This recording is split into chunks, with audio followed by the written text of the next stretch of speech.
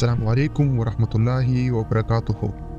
ناظرین، کسی بھی دین کو نہ ماننے والے ایٹیسٹ جس کا ماننا ہے کہ انسان کا پیدا ہونا اور پھر مر جانا محض ایک اتفاق ہے جسے دنیا کے باقی جانور، پیڑ پودے اور کائنات کی ہر چیز کر رہی ہے، بلکہ کئی غیر مسلم بھی ایک سوال کو ہتھیار کے طور پر مسلمانوں کو گمراہ کرنے کے لیے ہمیشہ مسلمانوں سے کرتے رہتے ہیں کہ اس کائنات کو پیدا کرنے سے پہلے جب کوئی بھی زندہ چیز موجود نہیں تھی تب اللہ تعالیٰ کیا کر رہا تھا۔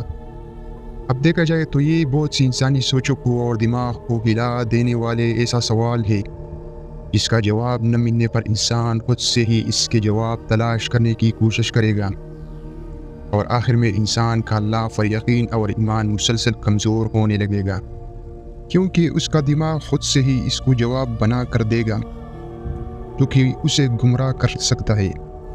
لیکن دوستو، ایک لائن میں یہ آسان لفظ میں آپ کو اس کا جواب سمجھانا چاہوں گا۔ تو اس کے جواب یہ ہے کہ ٹائم وقت بذات خود اللہ تعالیٰ کی تخلیق ہے۔ ٹائم کو خود اللہ نے ہی پیدا کیا، بالکل ایسے ہی جیسے اللہ تعالیٰ نے زندگی اور موت کو پیدا کیا۔ اس لیے اللہ کی پیدا کی ہوئی ہر چیز اس کی مخلوق ہے، اور وہ چیز اپنے پیدا کرنے والے کے تابع ہے، کیونکہ خالق اپنی تخلیق کا غلام کبھی نہیں ہو سکتا۔ اس کے علاوہ مزید ٹائم کو سمجھنے کے لیے سب سے پہلے ہمیں ٹائم کے نیچر کو سمجھنا ہوگا۔ ہماری دنیا میں عام طور پر دیکھنے میں یہی لگتا ہے کہ وقت ہر ایک کے لیے، یعنی دنیا کے ہر انسان کے لیے اور پوری کائنات کے لیے بالکل ایک طرح سے گزر رہا ہے، لیکن آج کے سائنس یہ کہتے ہیں کہ ایسا بالکل نہیں ہے، بلکہ ٹائم ریلیٹیو ہے، یعنی کہ ٹائم دو لوگوں کے لیے بالکل الگ طرح سے کام کرتا ہے۔ آئنسٹائن کی تھیوری آف ریلیٹیوٹی کے مطابق ٹائم اور اسپیس کے اندر ایک ریلیشن موجود ہے، کیونکہ اسپیس میں جانے پر وقت بالکل الگ طریقے سے بہیو کرتا ہے۔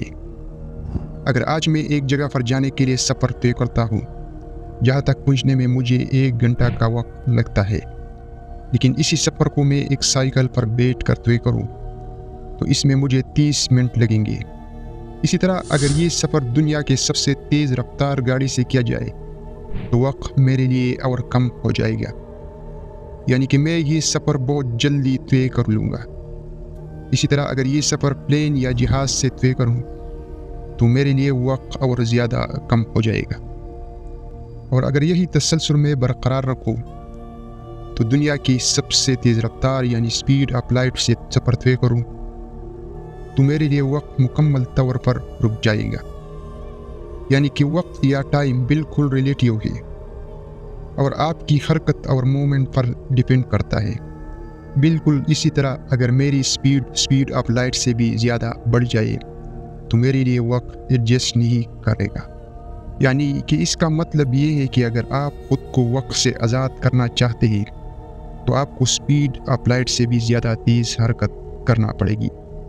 اب اتنی تیز رفتار سے حرکت کرنا تو انسانوں کی بس کی بات نہیں ہے، لیکن اللہ تعالیٰ کی ذات اس پر قادر ہے، کیونکہ یہ وہ واحد ذات ہے جس پہ وقت اپلائی نہیں ہوتا۔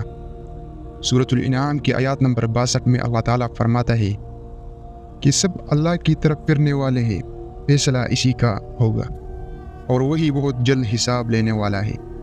اس آیات میں لفظ بہت جلد کا استعمال کیا ہے، یعنی کہ سب سے تیز رفتار کا جو کہ پوری کائنات کے اندر ایڈجسٹ کرتی ہے۔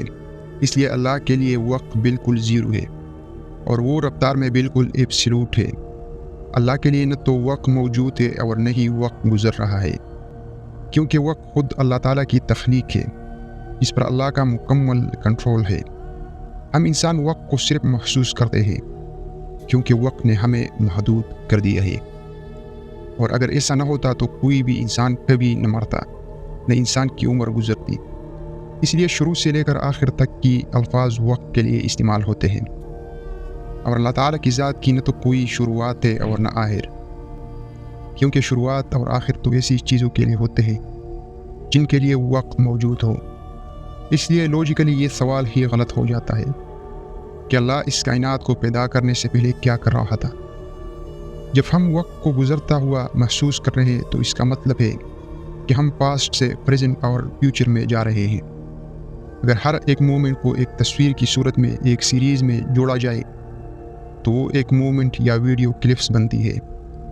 جیسے ہم انسان زمین پر تصویروں کو جوڑ کر ہر سیکنڈ کے اندر 30 یا 60 بار دکھا کر اسے ایک ویڈیو میں بدل دیتے ہیں، اسی طرح زمین کا ہر لمحہ اور پوری کائنات میں گزرنے والا ہر لمحہ اس پوری کائنات کا آغاز سے شروع ہوا۔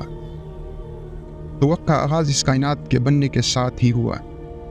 ٹائم نام کی کوئی چیز موجود ہی نہیں تھی۔ دنیا میں ہمارا جو وقت گزر رہا ہے وہ ہمارا پاسٹ تو بن رہا ہے مگر ختم نہیں ہو رہا ہے۔ اسی طرح ہمارے فیوچر بھی موجود ہے، یعنی یہ سمجھے کہ ایک سڑک ہے جس کے بیچ میں ہم کھڑے ہیں، ہمارے پیچھے ہمارے پاسٹ ہے اور سامنے فیوچر۔ اس کا مطلب ہے کہ ہم وقت کی طرف سے قید میں ہیں، کہ ہم اس روڈ پر گزرتے ہوئے سیدھے آگے کی طرف تو چل سکتے ہیں مگر پیچھے نہیں جا سکتے۔ لیکن ایک ایسے ذات کے بارے میں سوچئے جس پر وقت بالکل افلائی نہیں ہوتا، وہ ہمیں اس روڈ کے اوپر سے دیکھ رہا ہے، اس کے پونچھ ہمارے پاسٹ پر بھی ہے اور فیوچر پر بھی، اس کے سامنے ہمارے سب کچھ موجود ہے، کیونکہ اس ذات کے لیے وقت ہی موجود نہیں۔ یہی وجہ ہے کہ اللہ تعالیٰ ہمارے ماضی، ہمارے مستقبل اور ہمارے حال سب کچھ سے واقف ہے۔ ناظرین، ہم نے اللہ کا ہونے کا دلیل آپ کو آسان الفاظ میں بیان کیا۔ اب آپ لوگوں کا حق بنتا ہے کہ ہمارے یوٹیوب چینل کو سبسکرائب کیجیے اور یہ سے خوبصورت ویڈیو دیکھنے کے لیے ہمارے ساتھ جڑ جائے۔ امید کرتے ہیں کہ ویڈیو آپ کو پسند آئی ہوگی۔ اللہ حافظ۔